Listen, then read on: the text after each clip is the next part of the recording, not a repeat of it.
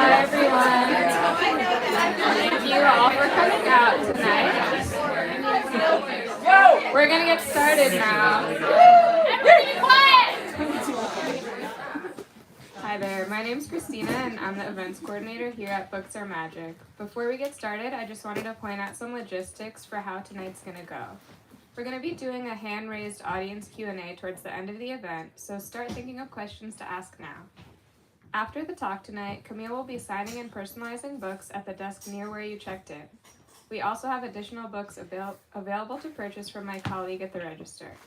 If you're joining us virtually on the live stream, we'd love to encourage you to buy a copy of Just As You Are online using the link in the live stream description. It's my pleasure to introduce you tonight to Just As You Are.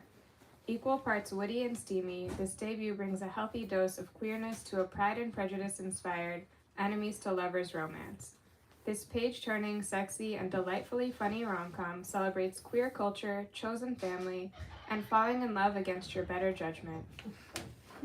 Camille Kellogg is a queer writer based in New York City, where she works as an editor for children's and young adult books. She studied English and creative writing at Middlebury College and attended the Bread Loaf Writers Conference on a Fiction Scholarship. She's passionate about queer stories, cute dogs, and bad puns. As I mentioned earlier, Camille will be joined in conversation tonight by TJ Alexander. TJ Alexander is an amateur baker and author who writes about queer love. Originally from Florida, they received their MA in writing and publishing from Emerson College in Boston. They live in New York City with their wife and various houseplants. Let's all give a very warm welcome to Camille and TJ.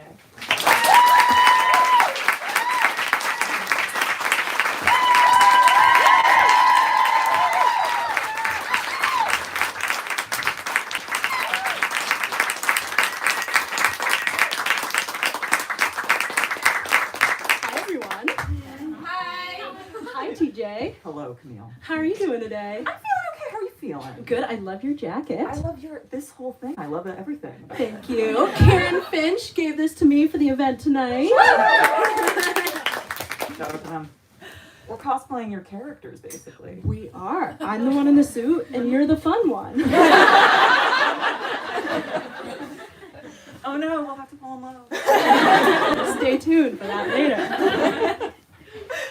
TJ, would you like to sit and stage and awkwardly watch me read in front of some people? I'd love to. I'm gonna make a lot of eye movements. Everyone watch them. It's like when the waiter is telling you the specials. You have to make interested faces. So I'm going to read a scene where the main character, Liz, and her best friend Jane are meeting the new owners of their magazine, Bailey and Daria. Unfortunately for Liz, she did not know she would be meeting the new owners today, and it was laundry day. So she is wearing cargo pants and a t-shirt that says, "Everything I know about rugby, I learned from your girlfriend." Jane stood up to shake Bailey's hand. "It's so nice to meet you." "I'm actually a huge fan," Bailey said as they shook. "That piece you wrote last month about homeless trans youth, it was incredible. Everyone on my timeline was sharing it. It was just beautiful, moving, and important." "Oh, thank you." Jane looked both pleased and flustered. "Thank you so much. And this is Liz Baker, our sex, relationship, and advice columnist." "It's so nice to meet you." Bailey shook Liz's hand with a smile. Over Bailey's shoulder, Liz saw Daria taking in her outfit with a frown. Her stomach lurched. "I guess you probably won't compliment me on the beautiful, moving, and important article on butt plugs I wrote last week." Liz regretted the joke before it was even halfway out of her mouth. Everyone stared at her blank-faced. Liz swore she felt her heart stop. She tried not to look at Daria. Bailey recovered first with a quick laugh. "You know, I must have missed that one. I'll have to look it up." Liz tried her best to look like a normal, functioning member of society, but accidentally released her death grip on her cardigan, revealing her offensive t-shirt. "You should. Very good advice if you're in the market." There was a second, longer pause. And then Bailey said, "And this is Daria, my business partner." "Nice to meet you," Liz said weakly, and then shut her mouth before she could say anything else. Daria nodded at her, but made no attempt to shake her hand. Bailey turned back to Jane and said, "Well, it was so nice to meet you. We should get lunch this week." "That would be great," Jane said. They moved away. Liz leaned over to Jane and whispered, "Let's go." They made it halfway down the hall before Liz pulled her into one of the smaller conference rooms, the Laverne room, named after Laverne Cox, of course. Please tell me I didn't just make the biggest fool of myself in front of our new boss. Jane grimaced and shut the door. Well, you didn't make the best impression. I basically told her she should buy a butt plug. Within seconds of meeting her. Yes, Jane nodded slowly. You did. Liz sat down at the table and put her face in her hands. I don't know what happened. I was nervous, and Daria is like so hot, and she was wearing that incredible suit, and I got overwhelmed, and it just came out. Jane rubbed Liz's back with one hand. It's okay. You'll have plenty of opportunities to impress them later. If they don't fire me immediately for being a pervert, they're not going to fire you, Jane said gently, especially not once they read the article and end up with the best butt plug of their lives.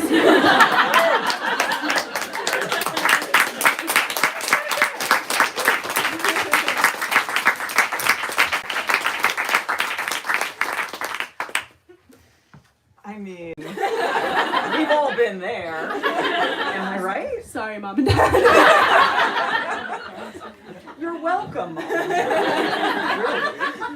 I mean, what can I say about this book that I have not already told you in like 5,000 gushing comments, like into your inbox? Like, it's so funny, and it just feels like I'm listening to people gossip, which is my favorite thing of all time. Anyway, I just want to ask you some questions, if that's okay. I would love that. Okay.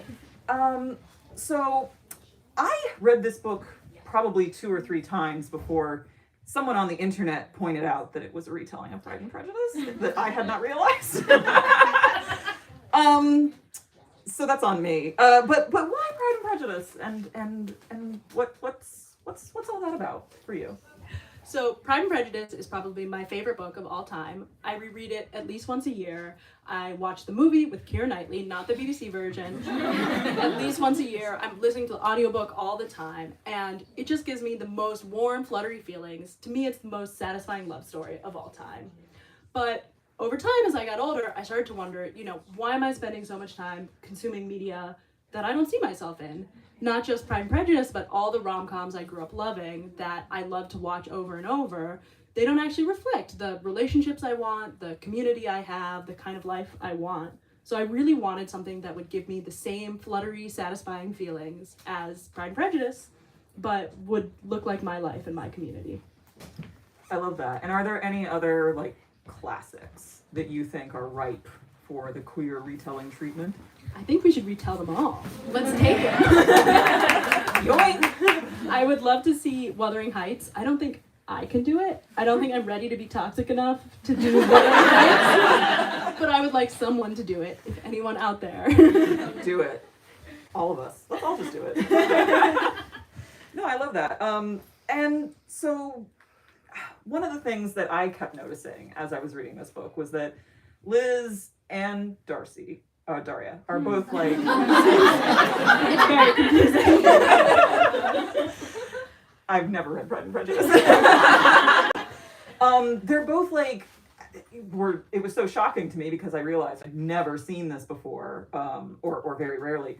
2 like mask of center type people, one of whom, is sort of like going through it in terms of presentation and like trying to figure that out for herself. Like, what made you think that was the way that you wanted these characters to appear and to talk about and, go through? Mm-hmm.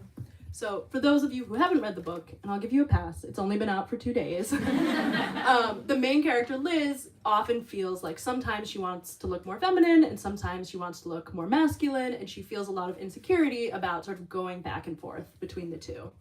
And that was something that was really important for me to show, because I think the public narrative around queerness in our country is always one of certainty. People will say, I was born this way, or I've always known. And while that's true for some people, I think that's not true for a lot of people. And I think it can be so easy to feel ashamed if you don't fit into that narrative and feel like you're not queer enough if you came out later in life, or if you're not completely sure, or if it's taking you a long time to figure it out. And I myself went through that, and I've seen so many friends going through that, and people feel like they can't be a part of this community if they don't feel completely certain. So I really wanted to show a character who doesn't just feel uncertain and work through it and find the one true answer, but actually learns that it's okay to feel uncertain and to accept that she might never know how she wants to identify, and it's okay to be fluid and go back and forth. Plus, butch people are hot. Plus, butch people are hot. And you hardly ever, I think, get to see like a lot of different kinds of queer people, and plus butch people be heroes. Like that to me was like just like eye-opening, praiseworthy, all that stuff. I had written down like we can just talk about butch people we think are hot. We have an hour. We have a whole hour at least have an hour of material. and I have pages. Do you have a butch crush?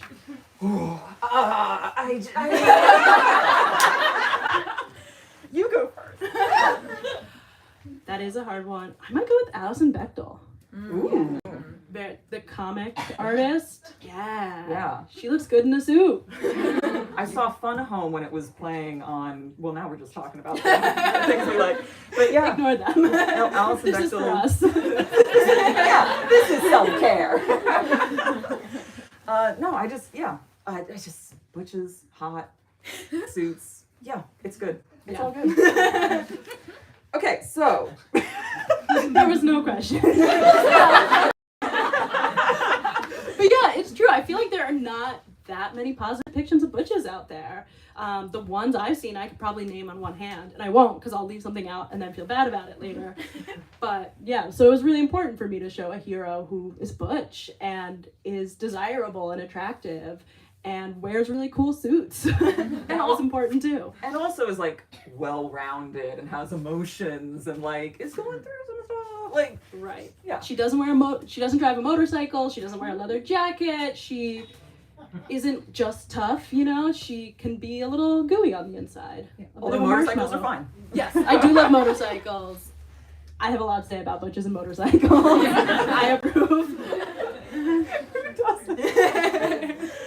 Some people. So one of the things that we have talked about, you and I, are when there is queer rep where it's just like one character in an ensemble. There's a lot weighing on that one queer character. And when you have a book like this where every single person is a flavor of queer, are there any straight people in this book? The aunt. They go out to dinner with someone's aunt. She's straight, but she's not very nice. I want to say I do have some straight friends. I can say that. Some of them are here tonight. I didn't want to assume what the aunt's deal was, but I was hoping like, oh, thank goodness, the only token straight is the villain. But like when there are so many characters who are queer in a book like this, then you get to see like that whole spectrum of like, oh my God, there's more than one non-binary person. Like that blew my mind. I was like, oh, we met one non-binary person, so I guess that's it for the rest of the book. And then and then there were more. So I guess my question, this is just me telling you what I like at this point, is how do you think that people can approach dealing with stereotypes in ways like that, in just like adding more queer characters, or what are some other ways that we can combat those stereotypes about queer people? I think, the more you have in your piece of media, the more likely it is that you're going to show a wide range and not fall into the stereotypes. It's funny, when we were chatting in the back, we were talking about stereotypes a little bit, and you asked if I tried to steer away from stereotypes, and I was aware of all the stereotypes about queer people there are out there. And I think in some ways I did, but something I actually deliberately leaned into was this idea of queer tropes. Queer people have a lot of archetypes. There is the astrology queer, the queer who's really into plants, the queer woman who's in love with her roommate. And I saw a lot of you laugh very good. I'm sorry if I hit a nerve. And I think in some ways those are queer stereotypes that are just in our group, you know, they haven't made it their way out into the larger culture. They're our own memes. Yes, Yeah. there are in-jokes and references, and I had a lot of fun taking those archetypes and tropes and mapping them onto the characters from Pride and Prejudice and saying, okay, which one of these is the astrology queer? And matching those up. I had so much fun doing that. You gotta have one in every group. You've got to have, usually multiple. Yeah, like as I was reading through the book, you know, several times. I don't think this is a spoiler, but you were dropping like these little bits of queer culture like it was normal. Like, you know, the Doc Martens, the Tomboy X underwear, like Doc Martens.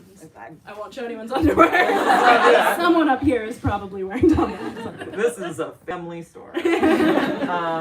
Yeah, just things that I was like, oh, dang, this is for me. It feels so fun to be experiencing a piece of media where it's for you, which I guess some people have all the time. That's wild, isn't it? It is. Yeah. The one nice thing about not having that much media for queer people is we kind of all know the same movies and the same TV shows and the same celebrities. So I had a lot of fun packing as many pop culture references as I could into this book, and the kind of references that I make with my friends all the time. So yeah, I really wanted to write a book that just felt like the way I talk and the kind of jokes I make and the pop culture references I'm consuming all the time. And the t-shirts that I think you must own. And the offensive t-shirts that I may or may not own. I love that. I love that.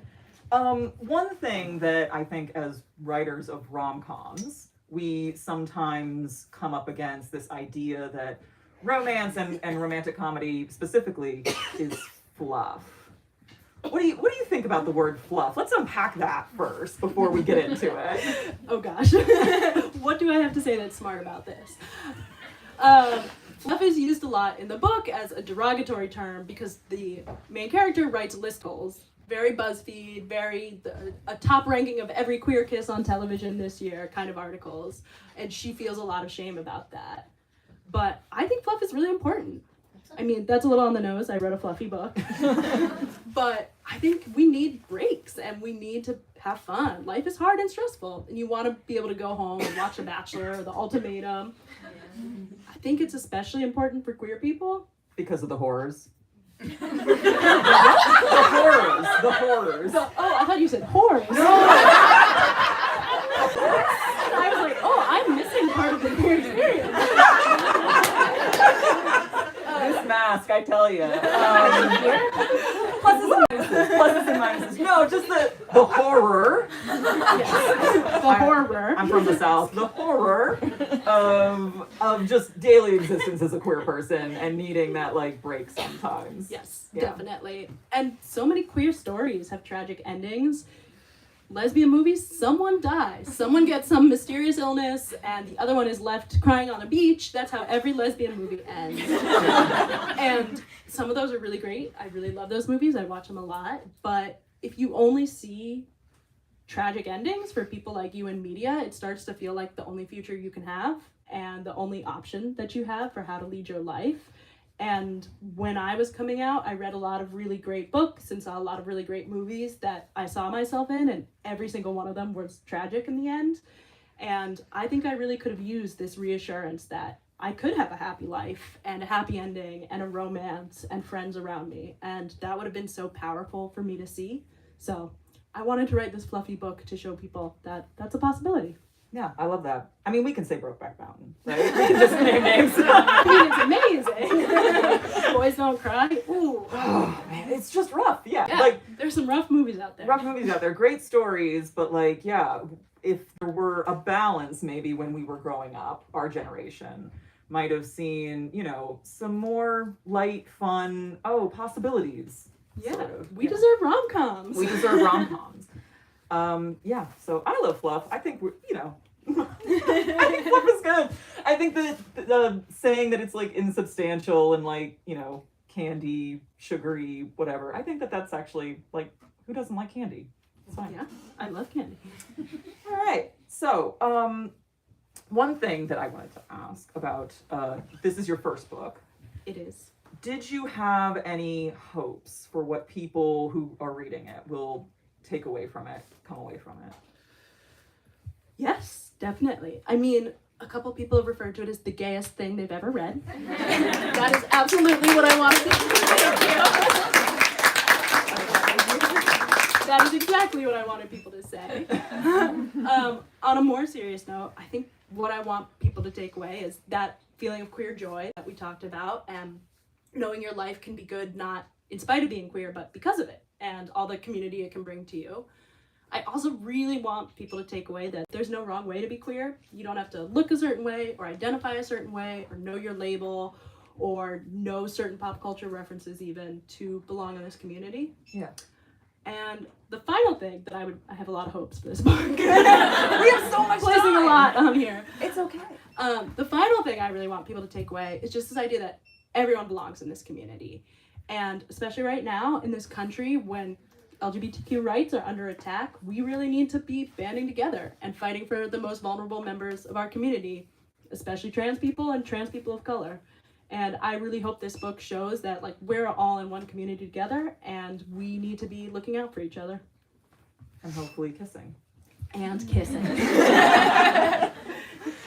Definitely kissing. That's beautiful. What kinds of things are on the horizon for you, would you say? Like after this book, what would you like to tackle next? Well, first I'm going to tackle a long nap. Yeah. A lot of resting. I actually have 2 more books coming out. Again with the Dial Press. The next one is a retelling of Notting Hill. It is about a butch bookseller who works at an independent bookstore where she meets a lesbian actor who has just come out as queer and is looking for a girlfriend to help elevate her into a queer icon. What? Some fake dating. Fake dating.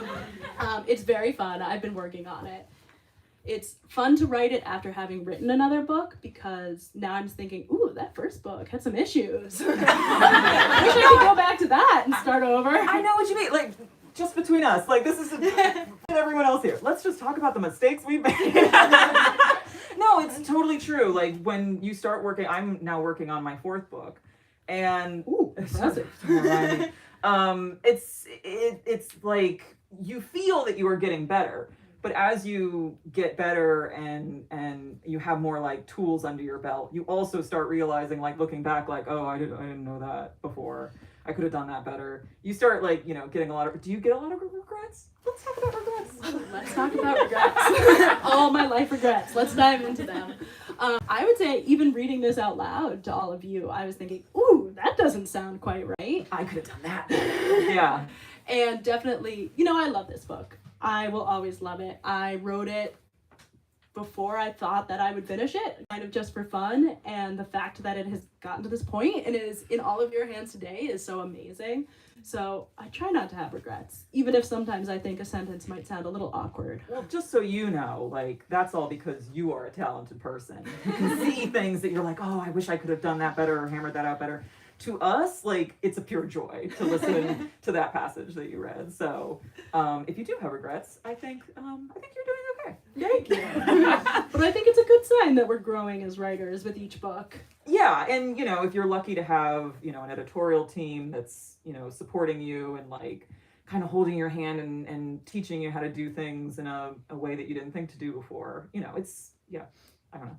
If that's your... It's a privilege. I love editors. They're great. For those of you who don't know. Editors! The best ever. Underpaid. Give editors a raise. For those of you who don't know, I am in fact an editor. And did that sort of influence at all the writing process for you? Like, did you bring those skills from editorial into the writing and say like, okay, well, I know that an editor would say this, this, and this as you were going, or was it different? I don't know. It's a lot harder when it's your own book. I actually think I learned more about being an editor from being an author than the other way around. And what I realized is it's terrifying to be an author, to send your work out to someone and say, hey, criticize it, make it better. Yeah. I also realized it's a lot easier to say, hey, this, and this are the problems. Fix them. Have fun. see you in 3 months. And it's a lot harder to be the one who has to sit down and work through it every day and make sure it's consistent, and that if you change someone's backstory in this part, you have to change it in that part. And it gave me a lot of respect for authors and the authors that I work with, and just how incredible they all are and how hard they work. Thank you. Do you feel that we were underpaid?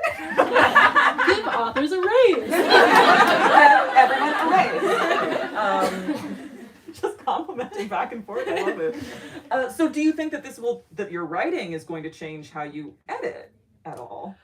I think so. I think it's just so important to show everyone, how your authors, how excited you are about your book. I mean, the books I work on, I acquired for a reason, because I love them and I love working on them and I'm excited. And, you know, sometimes it's easy to get caught up and say, okay, here's what we need to fix. But taking the time to be encouraging and say, okay, I love this part and you changed this part and I love that part is so important. Yeah, because authors, I hope that you also feel this way, and I'm not just speaking for all authors out of like, that, you know, we just need little encouragements. We feel like so bad about what we're doing all the time because it's hard. It's really lonely to be writing because it's just like you in your head. This has turned more into like a confessional. Tell me more about that. You know how your just self-confidence goes down the tube. But yeah, like it turns into this thing where when you spend so much time on a project, basically just alone, and you finally like hand it over to someone else to read, like that's really nerve-wracking and it takes a lot of trust. Yeah, it was really scary. The first person who ever read my book at all is actually in the audience today. She read a version of this book that was 50,000 words longer. Oh, another book longer! Which is a whole entire another book. Yeah. And somehow found encouraging things to say about it anyway, even though it was very slow and very long and had maybe 40,000 words of just banter. No plot. Just vibes. So all that banter that you cut, can we like see that somewhere, or? If you want to read through 50,000 words of banter where nothing happens, they literally just talk about being gay for 50,000 words. I don't know if you know this about me, but that's exactly what I want to read.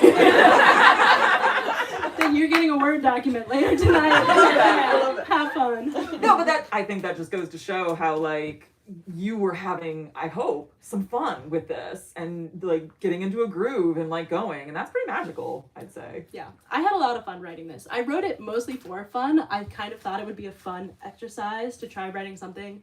I used to try to write things that were very literary and deep and serious, and it turns out they're not very fun to write. Like those articles that were serious and being shared. And oh, yeah. the non-fluff articles in the book. Right. And then it turns out writing something fluffy is really fun. And I would write every morning before work, and it was just a nice way to start my day and feel excited about something I was doing creatively. So you're an early morning person. I don't know how early morning is, but 8 o'clock. That's early. Okay. I also start writing every day at 8 o'clock, and everyone else in my life acts like that's just the crack of dawn.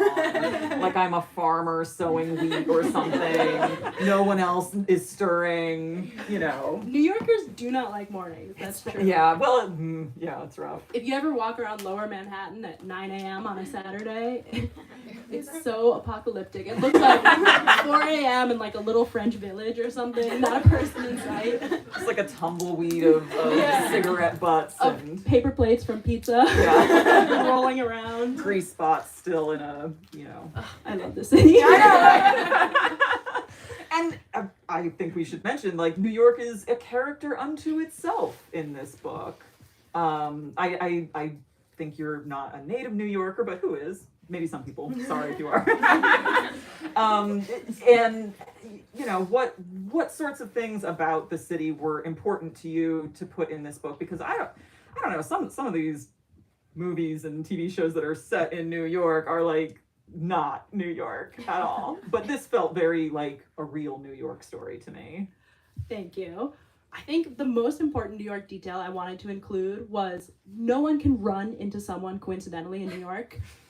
If you live in a small town and you had a bad romantic encounter with someone, you're gonna see them everywhere, at the coffee shop, and that's such a rom-com trope that you run into this person over and over again. But I didn't think that would happen realistically in New York. You always run into the person you don't want to see, but you never run into the person you have a crush on from work. Absolutely. So I made the choice that they were never going to run into each other by coincidence. One of them was always secretly going to make the choice to go there. And they might try to hide it or lie about it, but one of them has always made the choice to be somewhere where the other person will be, which made it more difficult. I did really want to just have them be on the subway at the same time sometimes, but I think made it more fun. Yeah, I'm just realizing now all the things that I didn't pick up. Adding to a long list of things that I clearly am not picking up on the first couple of read-throughs. No, it's true though. Like, meeting up with someone in New York requires planning of a spreadsheet stage. Yes. Which these characters go through, like trying to, in some instances, like meet up with each other and make plans. Making plans is hard. Yes, it is. A lot of people in this room can attest to that. I have a full schedule. There were so many schedules, so many conflicts. Did we have, is it now time for audience questions, or? You can do Q&A if you want. Okay. So I hope you were all thinking of your questions. And it's, I guess, a hand-raised situation. So does anyone have any questions? Yes. What books from other authors are you excited about right now? I'm supposed to re-say the question. Sorry to interrupt you. The question was, what books from other authors are you excited for right now? That is a great question. TJ Alexander, a great author, has a book coming out next month called Chef's Kiss, right? Chef's Choice. Chef's Choice. The first one was Chef's Kiss. They're very close together. I do it all the time in meetings. So I'm very excited about that one. I am reading a book called Sorry Bro right now that is very good, about a girl whose mom tries to set her up with a bunch of Armenian men, but she meets a hot Armenian girl. It is very fun.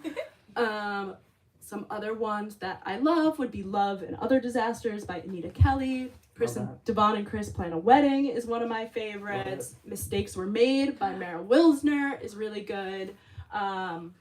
Those are some of the ones I'm especially excited about right now on the rom-com side. Those are all very nice. Thank you. Anyone else? Hi. Yes. What was your favorite part of writing the book? What was your favorite part of writing the book?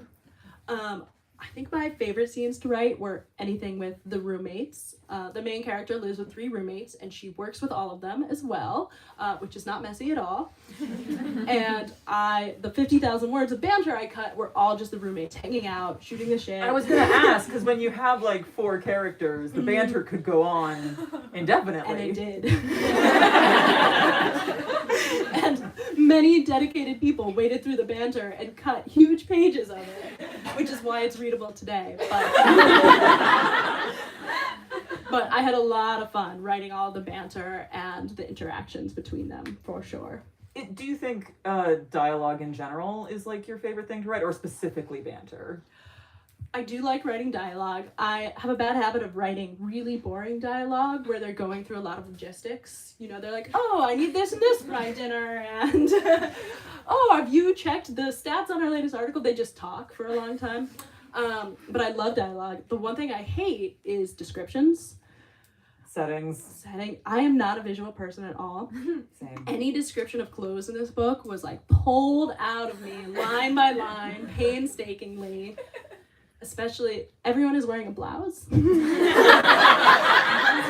only know so many clothing words. I only know like 3 pieces of clothing, so you gotta be wearing one of those. I have a friend who writes for, Vogue or one of those fashion magazines. I was like emailing her constantly, like, what would a person wear? If anyone wants to email me some descriptions of outfits, I have another book to write. I am at a loss. I've described every blouse I know. We should just take photos of every single attendee and describe that outfit the next time we need an outfit, because you're all very well dressed, I think. Yeah, the problem is a lot of the clothes, they have fancy words, like an A-line blouse. I have no idea. materials that have names, and some people just know those, and I'm just sitting there like, ooh, she's gonna wear a blouse. Pants! Everyone's wearing some pants. Of some color. A-line. That must be better than B-line, right? I can only Thank you for laughing. The quality of the jokes is going down.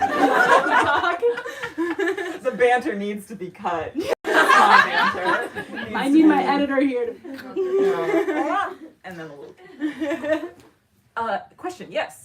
Hi, Cam. When you speak to the relationship that you had with your working relationship with your editor and how, that affected your writing and how as an editor maybe that affected how you're an editor with your authors. Can you speak to the relationship with your editor while working on this book? No, I'm trying so hard. It was a very good question. And how that affected your editorial process with other authors. So my editor is Katie. I think she's watching on the live stream. She is absolutely wonderful. We had a really nice relationship where she would give me notes and I would feel very offended. And then I would take 2 days and think about them and realize she was right. And we would talk on the phone and work them through. And it was a really nice relationship. I'd say the most fun thing was I would get an edit letter. I'd be like, ooh, that's a good technique. I'm going to steal that. I'm going to do that in my next edit letter. So it was really odd to be on the other side of the process and to see it from another side. But she's such a pro that I felt like I was in really good hands.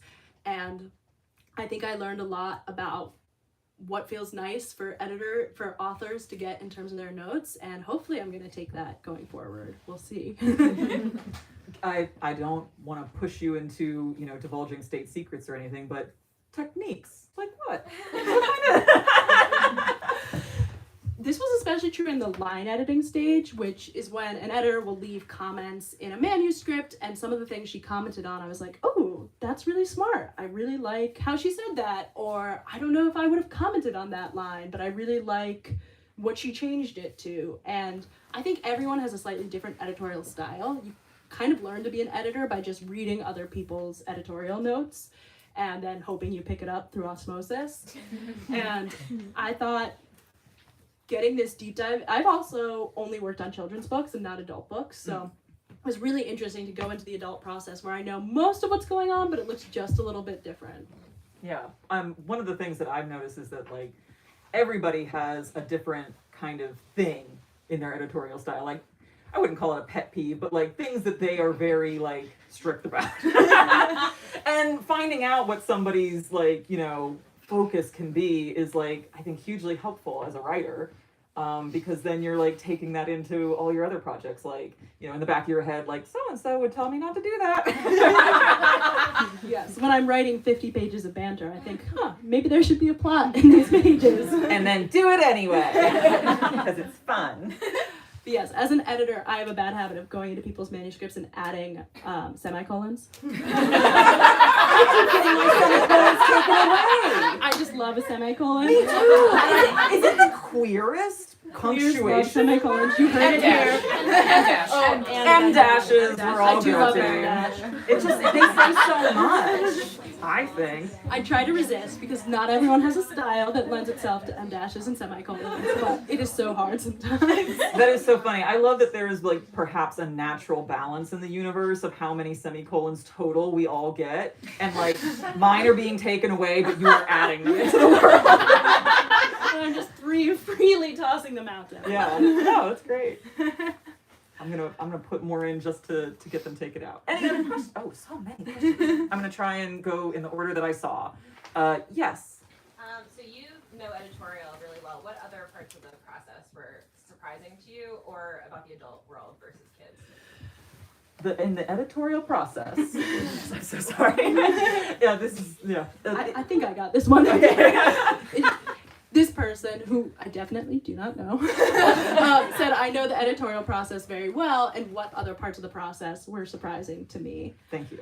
I had to learn a lot about social media and posting on social media and making graphics for social media. Oh my God, the worst. It's terrible. As I've mentioned, I'm not a visual person.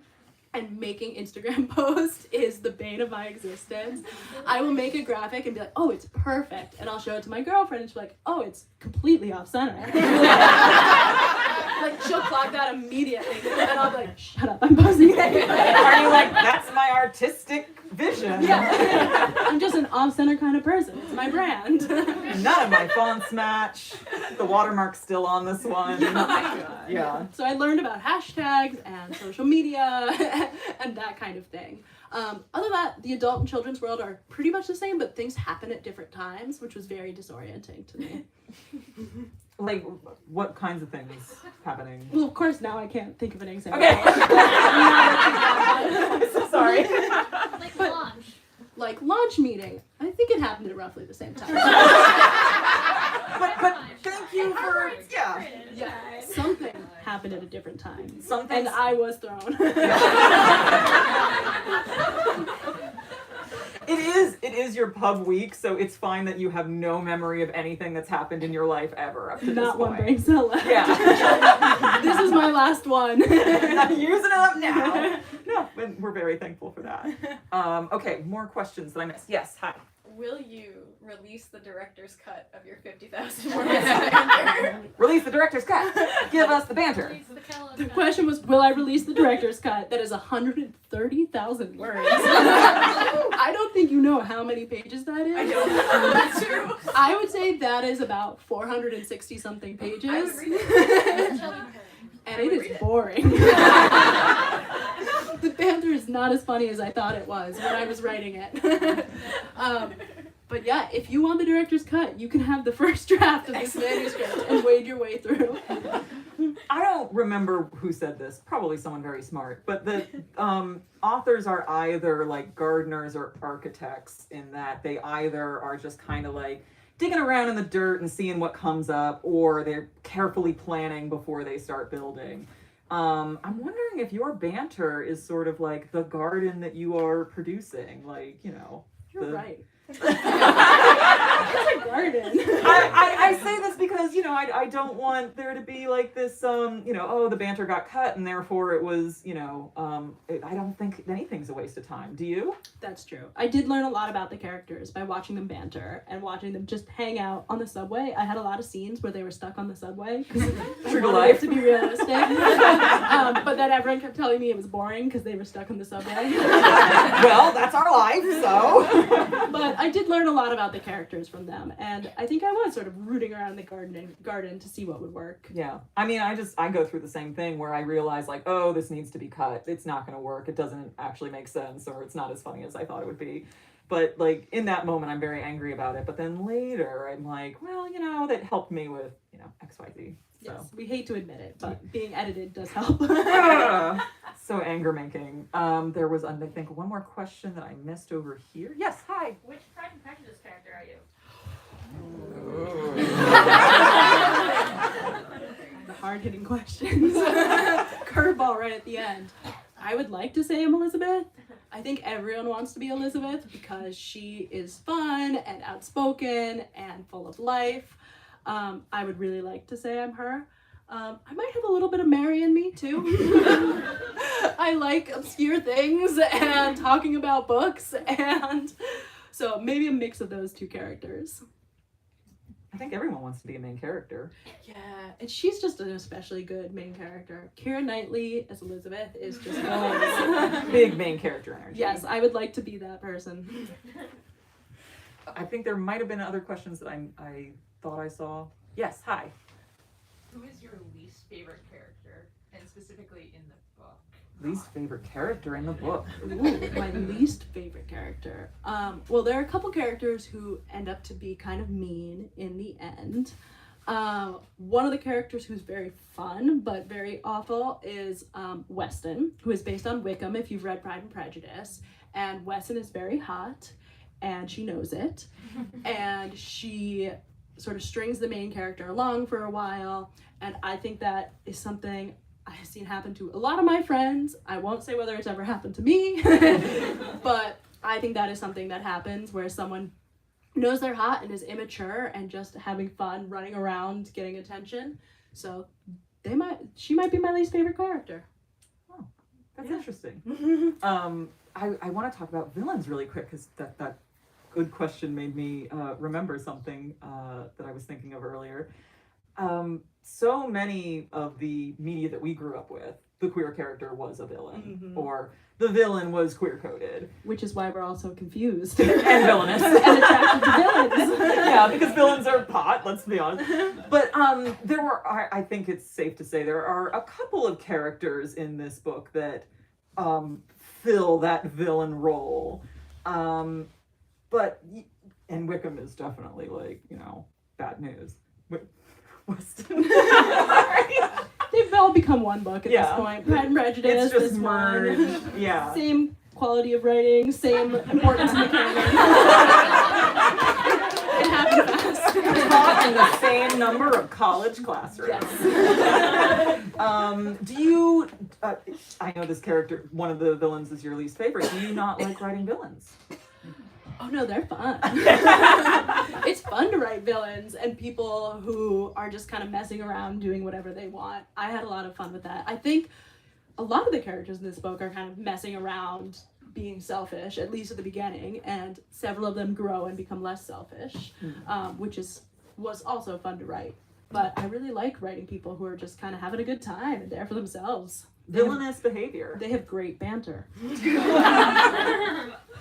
There's like a villain hideout, like where they're all just stuck on the subway together. That should be like a bonus chapter. Bonus chapter. They're stuck on the subway. Nothing happens. Nothing happens, and none of them are talking to each other because they're so selfish. They don't want to entertain each other. I think I saw another hand. Yes, maybe. Hi. Yes. Do you think you're going to use BookScan to look up your own book sales? Oh, so this is a question. Are you going to cheat and use BookScan to look up your own sales? Are you going to look into the belly of the beast and get the forbidden knowledge that other authors are not allowed to see? Of course I am. I would like to be the kind of person who is strong enough to not look at BookScan and to not check it every Thursday when the results come out. I don't think I'm that kind of person. I think I will be checking. But brutal question. I'm so glad everyone knows. Extremely confessional environment, so it's okay. Yes. But I mean, I would. If I were in your position, Yes. you couldn't stop me. And Penguin Random House actually has a handy dandy author portal where you can check your sales at all times, up to date. Really? Yeah, so that might be fun. I have one of those with my publisher, but my agent, I think, told me to give her the password and never not be able to check. She lets me check it I think twice a year. As a treat. As a treat. Because she knows how I am, and that I would obsess over the numbers and look into things that aren't there. Yeah. As an editor, numbers are just one part of the picture. On that other hat, and let me know about the numbers. In a similar vein, do you find yourself tempted to look at online reviews of books? I have stopped. I looked at the first couple and I realized it's not very fun. It is nice to read the really good ones, and a lot of people have written lovely reviews saying they felt so seen by this book and they saw parts of themselves they've never seen in a book before, and reading that was just oh, that's why I wrote it. So reading those makes it worth reading some of the bad ones, but I tend to only look at the good ones now. I want to live with my head in the sand. I think that's the healthiest way to do it, to be honest, because my agent also took away my Goodreads password. So how can you take away all of Goodreads? just the password? Oh, you're right. I could just. No. Ooh. You're right. Goodreads is canceled. It's not on your computer anymore. It does not exist. Don't listen to me. Wow, I really thought that because I didn't have a Wow. I'm so sorry. No, but you're right, because when you go to look at the reviews, you're gonna see a lot of different things, and some of them are super sweet and nice, and then some of them are just oh, that wasn't for me. That was for something else. That I've come to this idea that oh, maybe these reviews are for people who are not me. Yes. As an editor, my least favorite review is the one that's I didn't order this. I got the wrong package. Don't give me 1 star for that. Yeah, and you're no. Our rating. That's not how ratings work. It's the quality of the book, not the package. The consumer experience.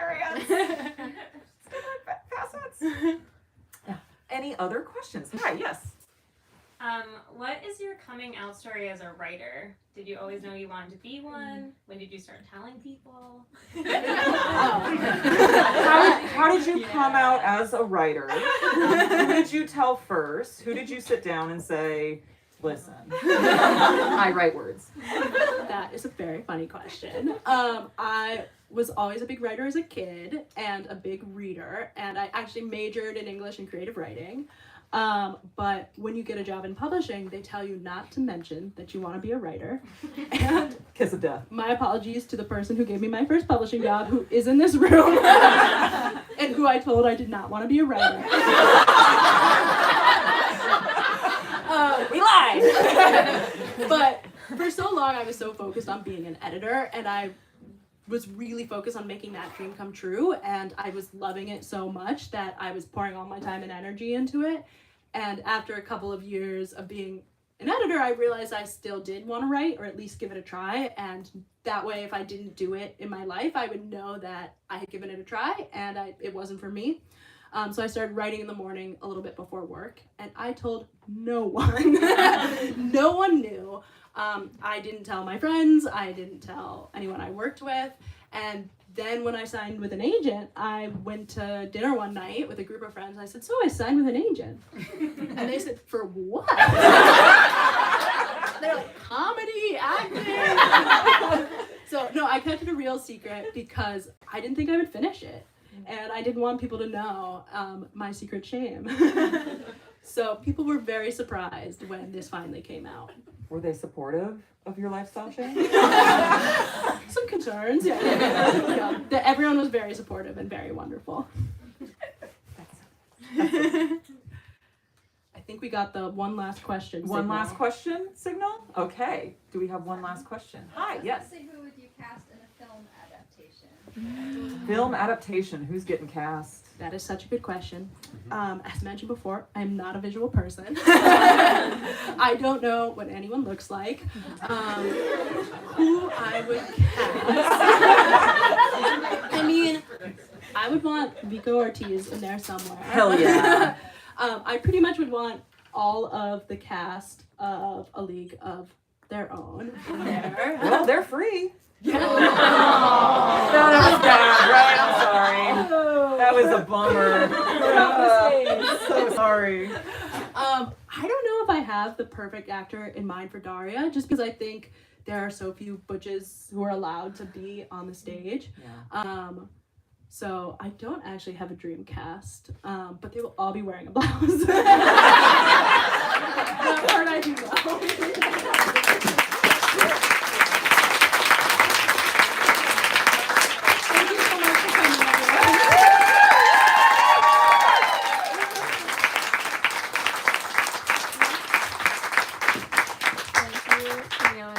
Again for a wonderful conversation. As I mentioned earlier, Camille's going to be signing over at this doorway where my coworker is showing you all. If you wouldn't mind lining up down the center aisle and taking your belongings with you so we could reset the room, we'd really appreciate that. Have a good night.